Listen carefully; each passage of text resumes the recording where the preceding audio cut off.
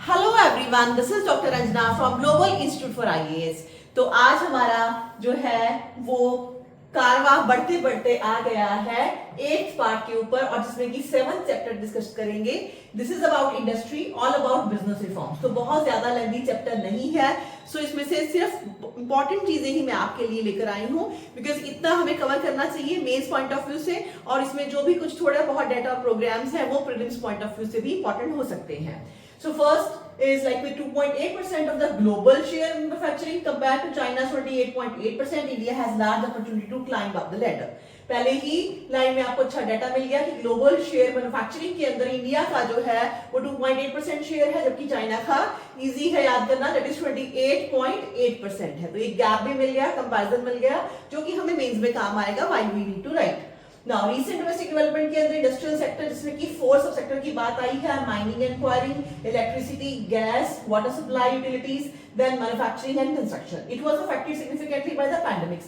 यहां से ये शुरुआत कर रहे हैं कि पैंडेमिक में हमें डेफिनेटली इसका बुरा असर पड़ा, this led to the growth fluctuation, लेकिन सब्सिक्वेंट ईयर्स में ये बोल रहे हैं कि थोड़ा सा हमने अच्छा किया, लाइक कंपैरेटिवली जो है FY25 with average of previous 5 years including the pre pandemic FY20 अगर हम देखें तो is appropriated. Now industrial sector this grew by 6.2%। तो FY25 के अंदर हमारी ग्रोथ रेट जो इंडस्ट्री के अंदर है वो हुआ 6.2%। इसके अंदर जो मेन रोल है वो है इलेक्ट्रिसिटी एंड कंस्ट्रक्शन का। कोर इनपुट इंडस्ट्रीज के अंदर हम देखें तो cement industry, cement India is the second largest cement producer in the world after China. ये डाटा हमारा प्रीलिम्स के लिए बहुत इंपॉर्टेंट है।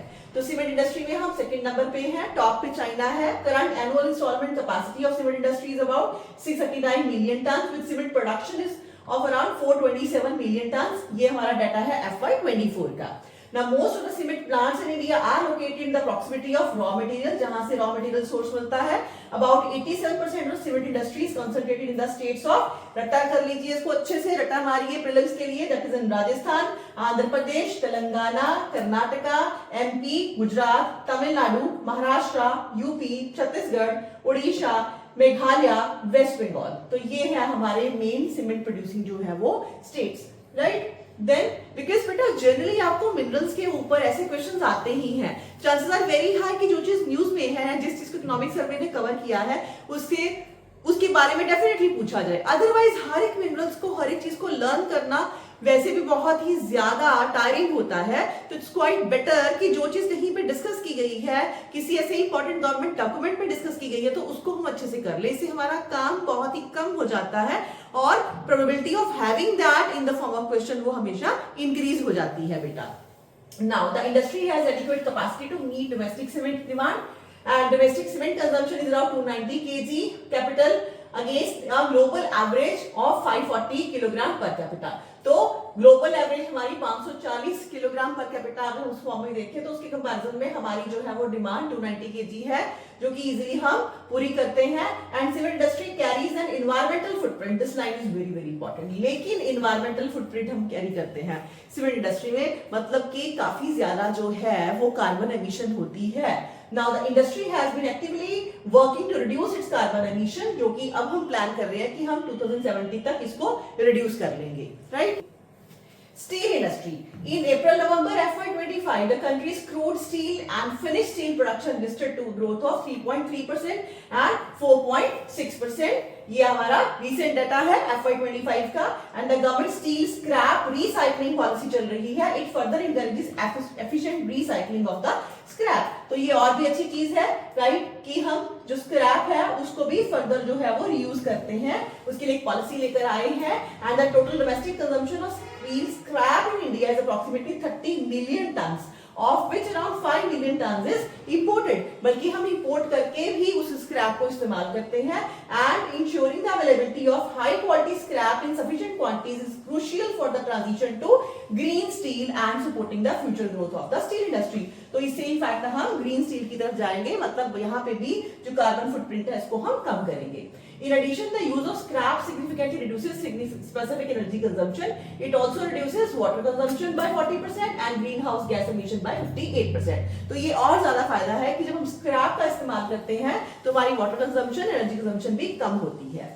Regarding chemical and petrochemical sector, share of this sector जो है in GVA of manufacturing sector in 2011-12 के prices को अगर हम बेस करें तो that is 9.5% in FY23 and the country is net importer, हम इंपोर्ट करते हैं these products with dependence on imports of around 45% of the petrochemical intermediaries. तो 45% जो है वो हमारी डिपेंडेंसी है. Performance on capital goods and consumer goods industry, अगर इस तरफ अगर हम देखें तो government has been actively promoting basically your smart manufacturing and industry 4.0, supporting the establishment of smart advance manufacturing and rapid transformation hub, जिसको हम क्या बोलते हैं, Samarth Udyog centre at various institutions. Full form learn कर लीजिए, इसका बेसिक डेफिनेटली आप learn कर लीजिए. So these centers aim to foster an ecosystem where manufacturing industries, especially your SMEs हैं, जो small medium enterprises हैं, can learn about and even adopt new technologies.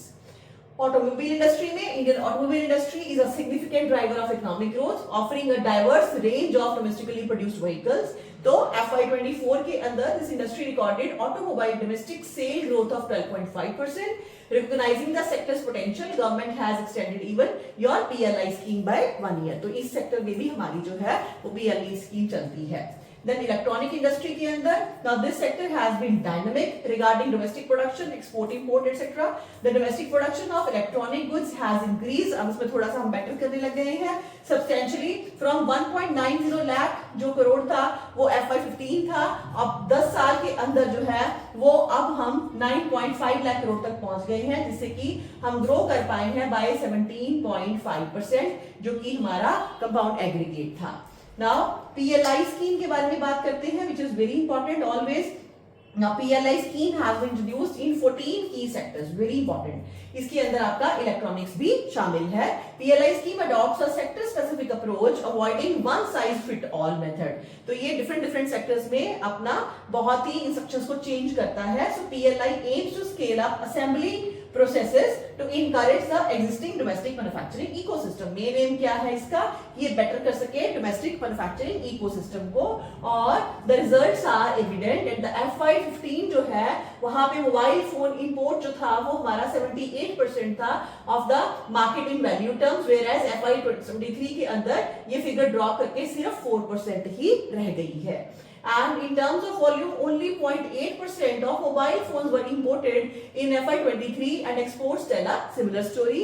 Now, mobile phone exports valued at 0 in FY16 soared to 88,726 crore in FY23. और similarly in the white goods sector also the scheme seek to boost हमारी domestic value addition, ताकि हम खुद से जो है वो चाहे हमें कंपोनेंट मंगाने पड़े लेकिन हम असेंबल करके एटलीस्ट कुछ अच्छे से जो है वो प्रोड्यूस कर पाए, उसको फर्दर एक्सपोर्ट कर सके. तो ये वैल्यू एडिशन करी जाती है, targeting an increase from 15 to 20%. अब उससे पहुंच के कहां गया, ये 75 to 80%. टेक्सटाइल में देखिए तो textile industries are major employment generator. It accounts for about 11% of India's manufacturing GVA. जो आपकी ग्रॉस वैल्यू एडेड है उसके अंदर 11% जो है वो आपका टेक्सटाइल इंडस्ट्री ही आता है. And India is leading producer of jute, ranks second globally in cotton, silk and man made fibres. Very important for prelims. Jute के अंदर जो है हम फर्स्ट पे हैं और सेकंड नंबर पे है हम कॉटन, सिल्क और इवन मैन मेड फाइबर्स के अंदर.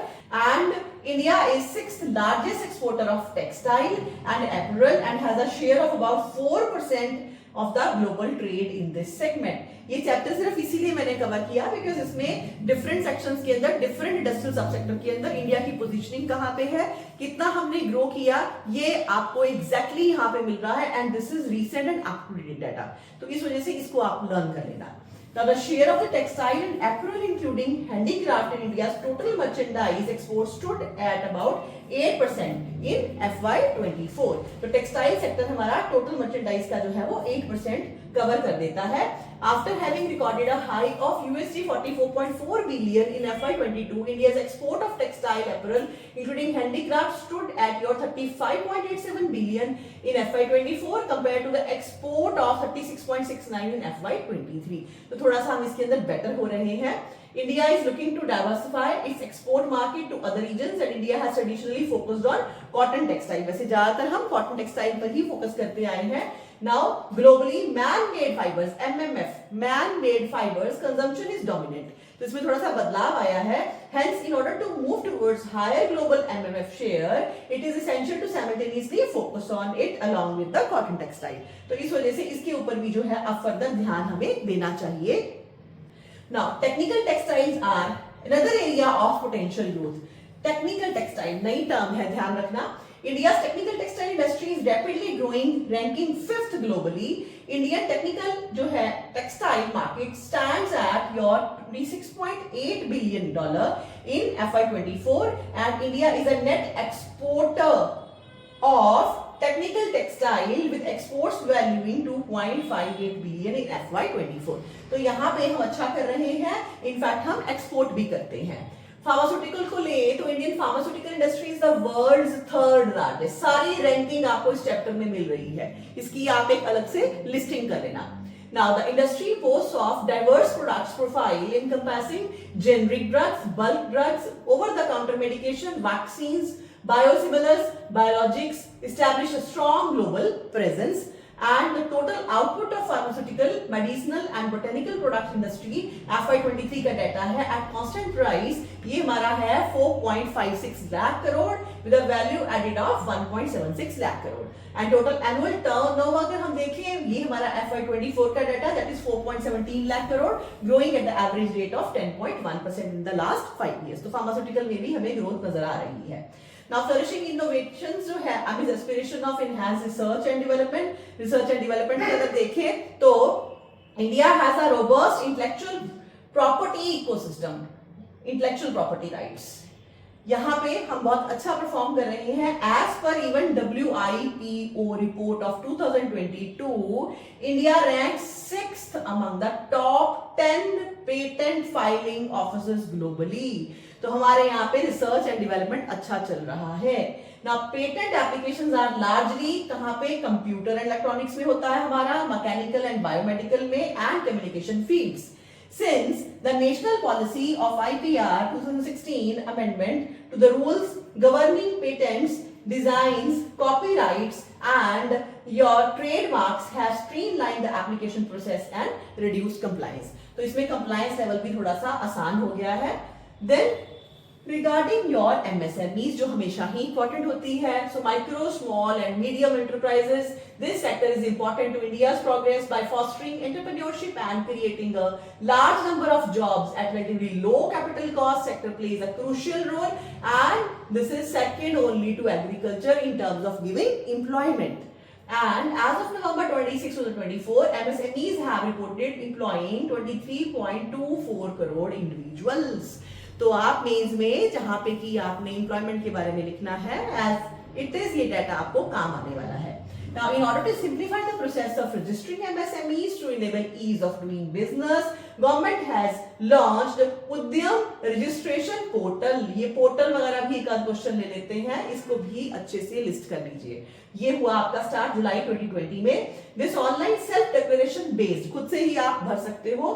System requires a PAN card for registration and to formalize informal micro enterprise जो आपकी informal sector में भी है, उसको आप जो है वो ऑनलाइन जाके फॉर्मलाइज कर सकते हो इस फॉर्म को भर के. The government is collaboration with your SIDBI and introduce the उद्यम assistant platform UAP in January 2023. Over 2.39 crore informal micro enterprises have been formalized through this platform and making them eligible for priority sector lending benefits. तो जिससे कि आगे इनको और अच्छे benefits जो है वो लोन वगैरह में मिल सकते हैं from the banks. To facilitate credit to MSME, a revamp of the credit guarantee scheme for micro small enterprises was undertaken with 9,000 crore in the corpus of the credit guarantee front trust for MSME. And this aimed to facilitate an additional 2 lakh crore credit for MSME at reduced interest rate. तो इसकी मदद से आप further 2 lakh crore का credit जो है वो MSMEs को दिया जा सकता है। And consequent to this the credit limit for guarantee coverage under the scheme was enhanced from 2 crore to 5 crore. Important है data. And the annual guarantee fee across all segments were reduced by 50%. And FY23 में 11.65 lakh guarantees amounting to 1 lakh crore was already given. And the government also made special provisions for IMEs under the existing credit guarantee to avail their credit easily. Right? फिर थोड़ी सी बात है यहाँ पे TREDs की, that is transforming MSMEs financing through timely payment. Timely payment में हम उनको जो है आसानी दे पाए, इसको लेके हमारे पास TREDs है। Now what is it? This is Trade Receivable Discounting System. Trade Receivable Discounting System. It has been important step taken by government to benefit MSMEs and helping them to realize their receivables in time-bound manner at relatively lower financing cost. तो जो भी उनकी receive करने हैं amount वो इस platform से easily कर पाए, and these are regulated by RBI. Very important statement. And it's a market place that enables buyers such as government department हो सकता है, पब्लिक सेक्टर अंडरटेकिंग है या corporate sector, to honour their timely payments. So MSMEs को timely pay करें to their MSME supplies as per MSMED act of 2006. तो ये जो प्लेटफॉर्म है, it offer several notable benefits for MSME including there post shipment financing without even recourse and which is based on the buyer's creditworthiness. The platform employs an auction-based mechanism also that ensure competitive rates from your financiers. तो आप यहाँ पे option भी कर सकते हो जो भी आपका मटेरियल है उसको. And further the seamless digital financing and settlement process enabled through the National Payment Corporation of India enhances efficiency and transparency in the transactions. तो further ये आप जब UPI के थ्रू करोगे तो ट्रांजैक्शन जो है वो डेफिनेटली सिक्योर होंगे. And the government of Goa and Tamil Nadu have set an example by adopting TRED platforms to ensure timely get up their receipts. Now, to provide equity funding to MSMEs with the potential to scale up, the government launched Self-Reliant India SRI Fund, and its corpus is 50,000 crore. This is very very important. Pre में भी question आ गया तो आप पहचान ही नहीं पाओगे कि ये SRI फंड कौन सा है. तो this is regarding MSME, and the fund has a provision of 10,000 crore from the government, 40,000 crore through private equity. इस तरह से टोटल हो गया हमारा 50,000 crore. The addition to providing easy credit, the government is committed to addressing MSME issues through measures like MSME समाधान चलता है, then champions की full form क्या है? Creation and harmonious application of modern processes for increasing the output and national strength portal. ये भी आपका portal है. चैंपियंस इसकी फुल फॉर्म जरूर याद कर लेना अच्छे से, राइट? नाउ माइनिंग को लेके थोड़ा सा डाटा है. That is mining sector contributes about 8% of the total industrial output. And on expected lines the mining activity is highly concentrated with top 5 states. कौन से हैं? Assam, Chhattisgarh, Gujarat, Maharashtra, Orissa, accounting for about 60% of the all state mining, जो भी आपका gross में covering आप कर रहे हो, अर्निंग आप कर रहे हो. So this is all about this chapter. बहुत डिटेल में नहीं था, इतना ज्यादा डिटेल में करने की जरूरत नहीं है. We are not to deal with the story section, लेकिन जितना जरूरी है वो as it is that is given. एक लिस्टिंग कर लीजिए. नए पोर्टल्स की बात की गई है, कहाँ कहाँ कौन कौन सी प्रोडक्ट्स में जो है वो हमारा वर्ल्ड के अंदर कौन सा रैंक है, ये आपने अच्छे से लर्न करना है. और किन सेक्टर्स में हमारा इंपोर्ट एक्सपोर्ट का डाटा दिया है वो आप लर्न कर लें for mains point of view. तो बहुत ही आसान चैप्टर रहा ये, और कल फिर से मिलती हूँ नए चैप्टर के साथ. एक एक चैप्टर आपको करा रही हूँ अच्छे से, ताकि आप मेरे साथ साथ चीजों को लर्न भी कर पाए. बहुत जल्दी जल्दी नहीं करवा रही, चीजों को छोड़ भी नहीं रही हूँ. जितना भी इंपॉर्टेंट एस्पेक्ट है वो सारा मैं कवर कर रही हूँ. तो it's always good and really feedback देती हूँ उन बच्चों को जो मेरे साथ कर रहे हैं. It's really very wonderful act of theirs. ठीक है, बहुत अच्छी बात है. आप अपने सक्सेस रेट को बहुत इंक्रीज कर रहे हो जो मेरे साथ साथ लर्न कर रहे हैं चीजों को, और मुझे फीडबैक भी दे रहे हैं. और जल्दी ही जब हमारा ये पूरा का पूरा इकोनॉमिक सर्वे कवर हो जाएगा, बजट कवर हो जाएगा, तो हम बहुत सारे MCQs के साथ भी डील करेंगे, और तब तक हम अपने एग्जाम को काफी हद तक अप्रोच भी कर रहे होंगे. तो उससे पहले हर चीज को आप अच्छे से मर्कअप कर लीजिए. और प्री में तो अच्छा होगा ही, इनफैक्ट आपका मेंस का एग्जाम भी बहुत अच्छा जाने वाला है. ठीक है, तो इसके साथ ही this is all for today और जल्दी ही मिलते हैं नेक्स्ट वीडियो में। Thank you so much.